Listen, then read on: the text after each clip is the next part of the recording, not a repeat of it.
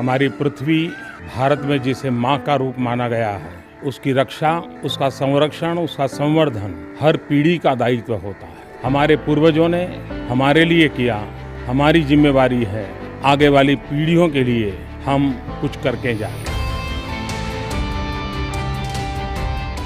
ये एक शब्द है लाइफ, LIFE, यानी lifestyle for environment.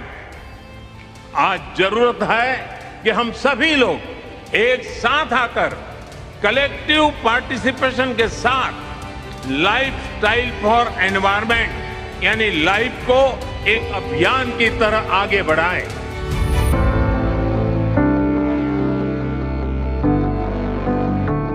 Consumption oriented approach, इससे बाहर निकलना बहुत जरूरी है।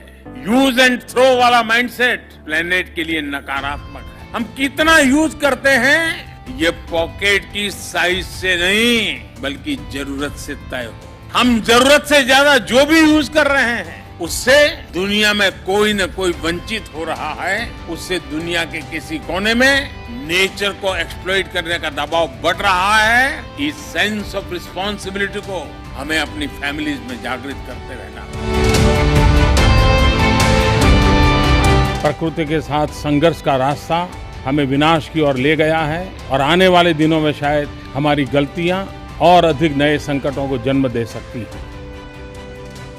पृथ्वी को, प्रकृति को बचाना हम सबका दायित्व बनता है।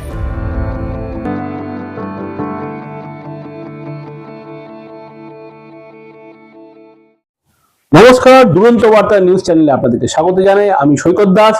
আজকের খবরের আপডেট নিয়ে আপনাদের কাছে আজকে আমি হাজির হয়েছি। আজকে একটি বিশেষ গুরুত্বপূর্ণ দিবস, অর্থাৎ আজকে 5ই জানুয়ারি।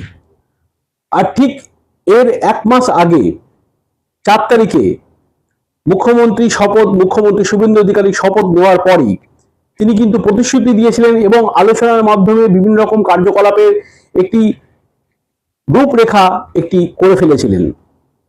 আর যেমনটি রূপরেখা এঁকেছিলেন ঠিক সেইভাবেই এই মাসের 5 তারিখে বিশ্ব পরিবেশ দিবস পালিত হলো সারা পশ্চিম বাংলা জুড়ে। একদম সারা পশ্চিম বাংলা জুড়ে সাড়ম্বরে একেবারে পালিত হলো বিশ্ব পরিবেশ দিবস। এবং শুধু তাই নয়, এই যে বিশ্ব পরিবেশ দিবস পালিত হলো চারা গাছ লাগানোর মাধ্যমে।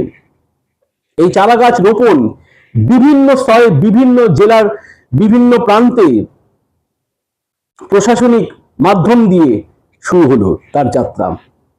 তার মধ্যে ছিল জেলা প্রশাসকের দপ্তর থেকে শুরু করে তথ্য সংস্কৃতি দপ্তর, একেবারে রাজ্য স্তরে সমস্ত জায়গায় কিন্তু এই চারা গাছ রোপণ, বৃক্ষরোপণের মাধ্যমে এই বিশ্ব পরিবেশ দিবস পালিত হলো। একটি গাছ একটি প্রাণ, আর এই গাছকে মায়ের মতন পরিচালনা বা পরিচর্যা করে তাকে বড় করা, এই ভাবনা মাননীয় মুখ্যমন্ত্রী শুভেন্দু অধিকারী এই ভাবনা নিয়ে এই বিশ্ব পরিবেশ দিবস 5ই জানুয়ারি থেকে যাত্রা শুরু করলেন। এবং শুধু তাই নয়, প্রধানমন্ত্রী নরেন্দ্র মোদী যেভাবে বার্তা দিয়েছিলেন ঠিক একইভাবে সারা ভারতবর্ষের মধ্যে একইভাবে রেল থেকে শুরু করে বিভিন্ন প্রশাসনিক দপ্তর, পুলিশ প্রশাসন থেকে শুরু করে সমস্ত দপ্তরে কিন্তু একইভাবে এই অনুষ্ঠান সূচি বেঁধে দেওয়া হলো। যেমনটি ভাবনা ঠিক তেমনটি ভাবেই কাজ হলো। একেবারে সকাল বেলা থেকে সর্বত্র কিন্তু দেখা গেল একটা উৎসবের পরিবেশ, একেবারে উৎসবের পরিবেশ, যেখানে বাউল শিল্পীরা এসে হুগলি জেলা রবীন্দ্র ভবনে অর্থাৎ ডিএম ভবনের কাছে অবস্থিত ডিআইসিও দপ্তর অর্থাৎ তথ্য সংস্কৃতি দপ্তরের একেবারে লাগোয়া যে রবীন্দ্র ভবন, হুগলি রবীন্দ্র ভবনে কিন্তু প্রশাসনিক বিভিন্ন কর্তাদেরকে সাথে নিয়ে একটি উৎসব পালিত হলো বাউল সঙ্গীতের মাধ্যম দিয়ে। এবং তাতে ছিল অসংখ্য স্কুলের ছোট ছোট ছাত্রছাত্রীরা। একেবারে গান বাজনার মাধ্যম দিয়ে এই উৎসবকে পালন করা হলো, একেবারে বন দিবস পালন হলো, একেবারে বন দিবসের মতন একটি পালন হলো একেবারে সারা ভারতবর্ষ জুড়ে। এবং শুধু সারা ভারতবর্ষের সেই রূপরেখা পশ্চিমবঙ্গে একেবারে সেইভাবেই দৃষ্টান্তমূলকভাবে নতুনভাবে সেজে উঠল। এবং শুধু এই যে আজকে 5ই জুন যে বৃক্ষরোপণ যে কর্মসূচিটি, সেই কর্মসূচি একেবারে এই আজকে 5 তারিখ থেকে শুরু করে 31শে জুলাই অবধি চলবে। হ্যাঁ, একেবারে মানে সারা মাস জুড়ে, মানে এই মাসের 5 তারিখে শুরু এবং সামনের মাসে মানে আগামী মাসের 31 তারিখে গিয়ে চলবে এই রূপরেখা। অর্থাৎ মানে একেবারে সারা বিশ্বে যেভাবে বিশ্ব উষ্ণায়ন যেভাবে মাথাচাড়া দিয়েছে, পরিবেশ ধ্বংস হয়ে যাবার প্রকল্প যাকে বলে, বিভিন্ন জায়গায় গাছপালা কেটে দেওয়া হচ্ছে এবং বিভিন্ন বড় বড় অট্টালিকা গোটা পরিবেশকে ধ্বংস করে ফেলছে। এবং একেবারে সেই দোরগোড়া বিশ্ব উষ্ণায়নের যে চারিপাশে যেভাবে হচ্ছে, সেই বিশ্ব উষ্ণায়নের পরিবেশকে শিথিল করার জন্য এই মাননীয় প্রধানমন্ত্রী যেভাবে আবেদন সারা বিশ্ব জুড়ে, সেই বিশ্ব জুড়ে যেভাবে গাছপালা যেভাবে লাগানোর একটা আবেদন সারা বিশ্ব জুড়ে চলছে, ঠিক একইভাবে প্রধানমন্ত্রী নরেন্দ্র মোদী সেই বার্তা দিয়ে এই বিশ্ব পরিবেশ দিবসকে সারা ভারতবর্ষ জুড়ে পালন করা হলো বিভিন্ন দপ্তরে। এবং সাথে সাথে পশ্চিমবঙ্গেও দেখা গেল নতুন সরকার আসার পর তার ভূমিকা, বিভিন্ন জেলা স্তরে প্রতিটি জায়গায় এই উৎসব পালন হলো বিশ্ব পরিবেশ দিবস। একটি গাছ মায়ের মতন, সেই ভাবনাকে পাথেয় করে এই যাত্রা শুরু হলো। এবং সাথে সাথে সমস্ত যারা মন্ত্রী বা মন্ত্রিত্ব পেয়েছে,